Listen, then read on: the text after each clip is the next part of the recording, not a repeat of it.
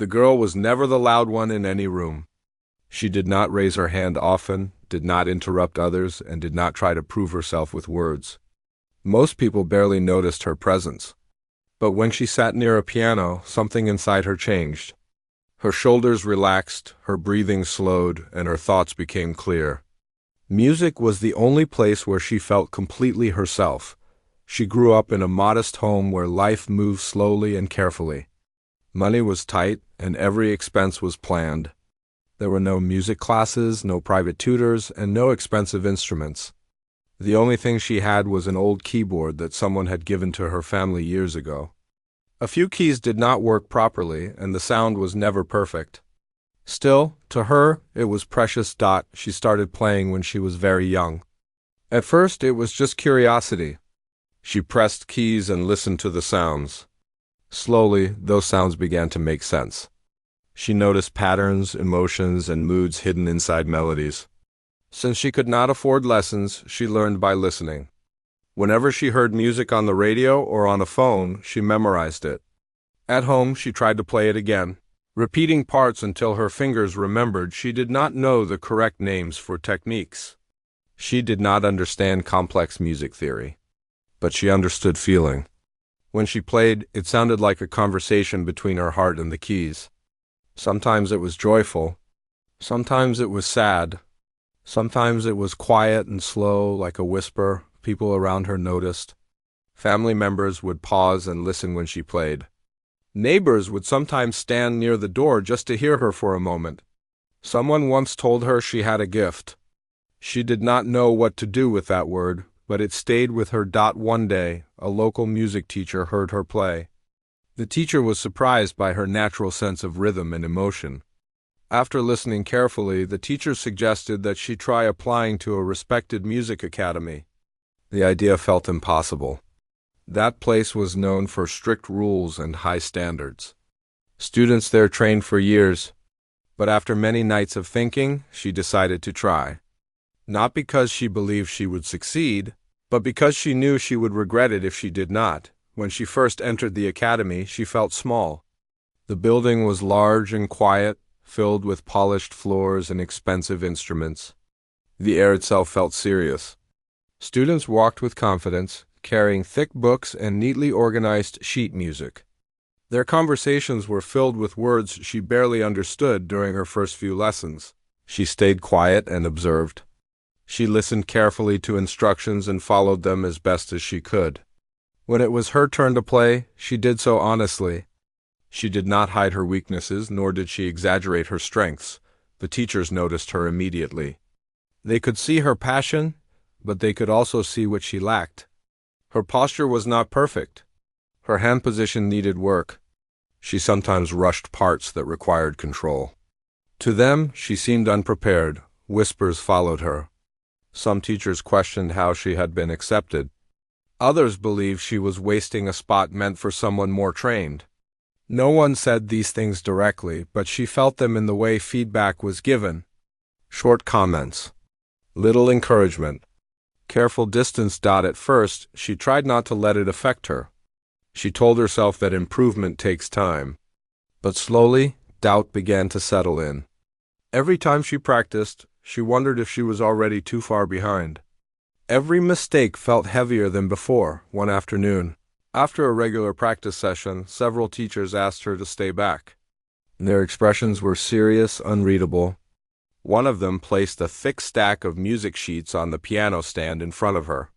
The pages were filled with dense notes, fast movements, and complex timing. They told her this would be her next task. She recognized the piece. It was known for being extremely difficult. Even advanced students struggled with it. Her heart tightened. She understood what this meant. This was not just a lesson. It was a test of whether she truly belonged there. She did not argue. She did not ask for more time or an easier option. She simply nodded and accepted the sheets. Inside, fear rose sharply, but she kept her face calm. The walk home that evening felt longer than usual. The city sounds around her felt distant, as if she was underwater. Her mind replayed the moment again and again. The looks on the teachers' faces, the weight of the pages in her hands. At home, she placed the sheets on the small table beside her keyboard. She sat there for a long time without touching a single key. Tears filled her eyes, but she held them back. This challenge felt unfair. It felt like she was being pushed toward failure. For the first time, she thought about quitting, but then she remembered all the nights she had spent playing alone. All the moments when music had comforted her without asking for anything in return. She realized that walking away now would hurt more than failing ever could. She began to practice. The first attempt was terrible. Her fingers stumbled over the notes. She stopped often, feeling frustrated and overwhelmed. The piece felt like a wall too high to climb. Her hands ached. Her head hurt. She wanted to close the keyboard and forget about it. Instead, she slowed down. She decided to play one small section at a time. She repeated it again and again until it felt familiar. When she made mistakes, she did not get angry. She simply tried again. Progress was slow, almost painful, but it was real. Days turned into long nights. She practiced when the house was quiet. Sometimes she practiced so long that her fingers went numb. Sometimes she fell asleep sitting upright, waking up with her hands still resting on the keys. There were moments when doubt returned strongly. She imagined standing in front of everyone and failing. She imagined the quiet disappointment in the room. Those thoughts scared her deeply. But every time they appeared, she reminded herself why she was there. She was not trying to impress anyone. She was trying to be honest. She stopped chasing perfection. Instead, she focused on understanding the piece. She listened to recordings, not to copy them, but to feel the emotion behind them. Slowly, the music began to speak to her. It no longer felt like a punishment. It felt like a story waiting to be told. As the days passed, something inside her shifted. She was still afraid, but she was also stronger. The piece was still difficult, but it no longer felt impossible. At the academy, other students talked quietly about the upcoming test. Some expected her to fail. Others felt uncomfortable watching what seemed like a harsh challenge. She stayed away from these conversations, choosing silence instead. She practiced whenever she could. Sometimes she stayed late, playing softly in empty halls. The building felt less intimidating when no one was watching. The night before the test arrived quietly. She sat in her room, the music sheet spread out in front of her. For the first time in weeks, she did not play. She simply looked at the notes and breathed. She knew she was not perfect. She knew she might make mistakes. But she also knew she had given everything she had. That thought brought her peace. She imagined herself sitting at the academy piano the next day. Not the teachers. Not the audience. Just her and the music. When morning came, she arrived early. The building was still silent. She sat near the piano, placing her hands gently on the keys. She closed her eyes and took a slow breath. This test was no longer about passing or failing.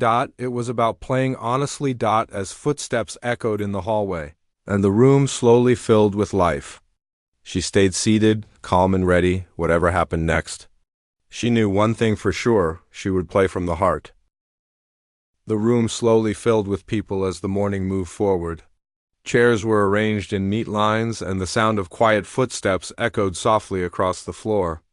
Papers rustled and low voices mixed together, but no one spoke too loudly. Everyone seemed aware that something important was about to happen. The piano stood in the center of the room, dark and polished, reflecting the light from the windows.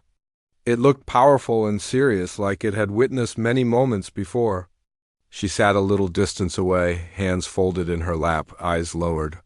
Her heartbeat felt loud in her ears, but she kept her breathing steady, just like she had practiced. Teachers entered one by one and took their seats.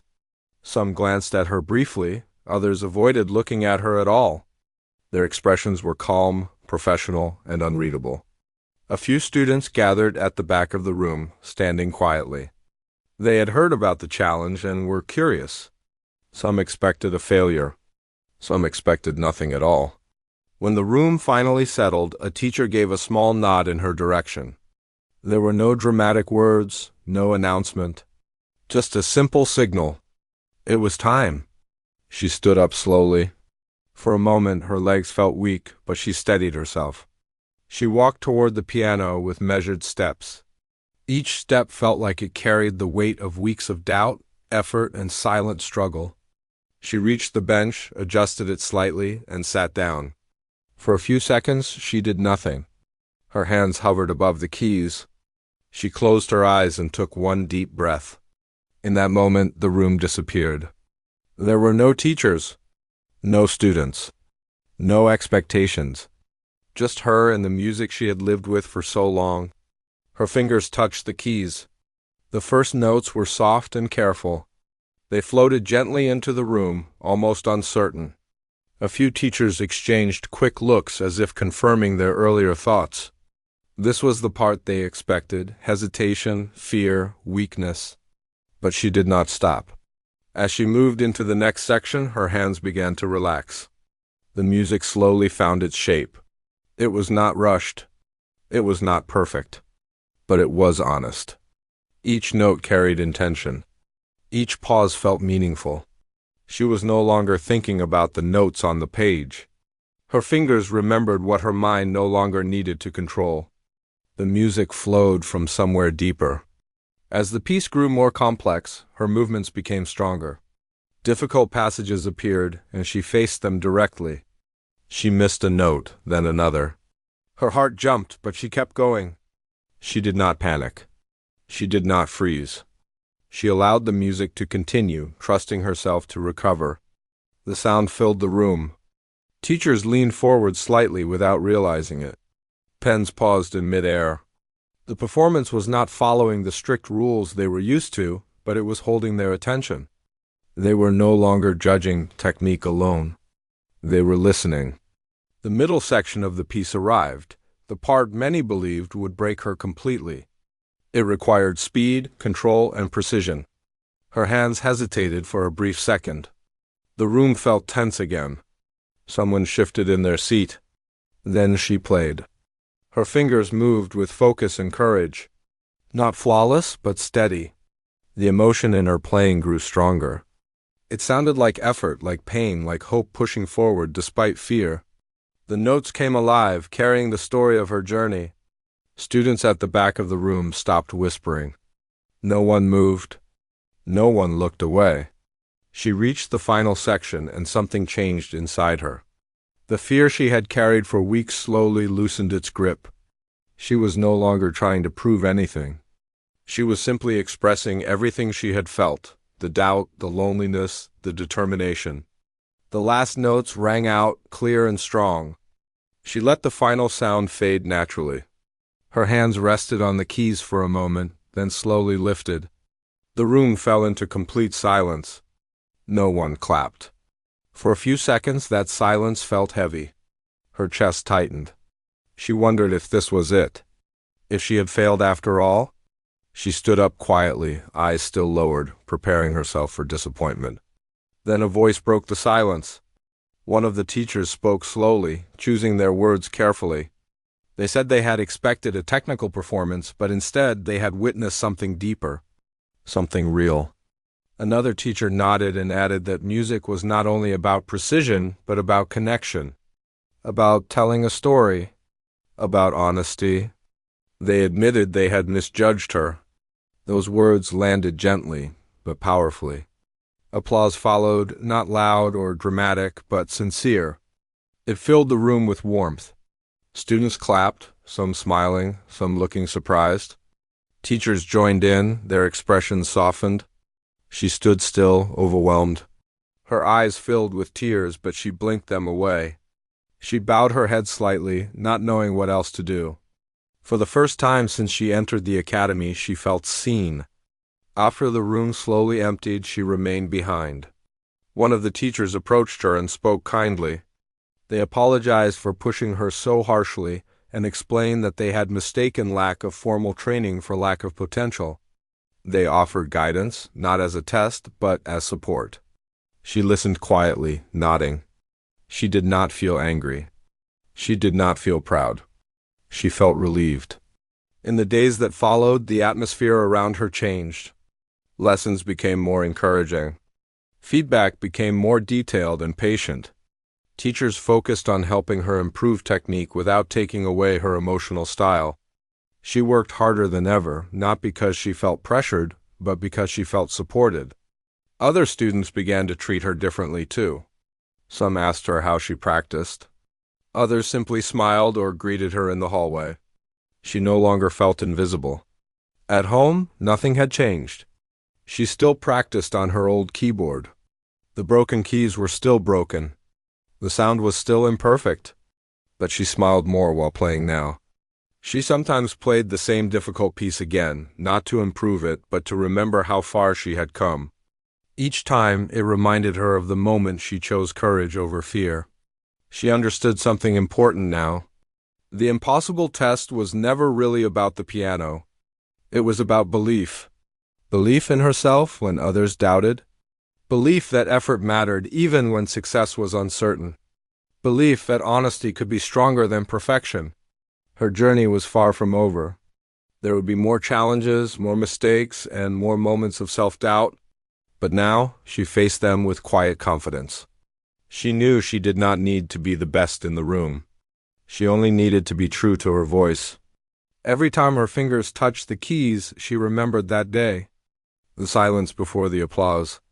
The fear she faced. The courage she found. That memory stayed with her, not as a victory, but as a reminder. Sometimes the bravest thing a person can do is sit down, take a breath, and share their truth, even when the world expects them to fail. And sometimes that truth is enough to change every mind in the room.